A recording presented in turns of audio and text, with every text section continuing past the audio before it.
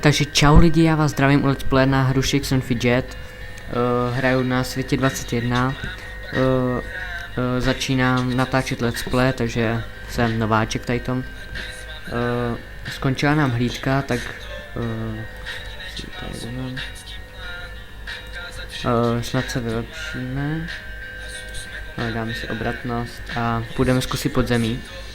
Před chvílí jsem dal ve 4. podzemí a dostal jsem epic na 300 ty botičky, ať to bude dobrý.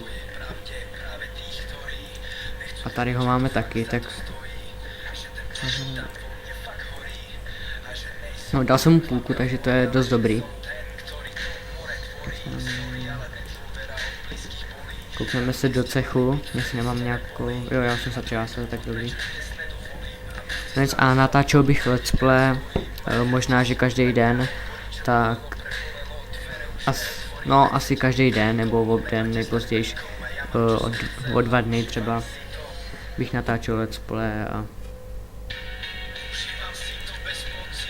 můžeme se kouknout sem slávy na prvního, vidíte level 200, no tak to snad nikdy nedám. No nic, takže tady to bylo jen takový informační díl a čus lidi.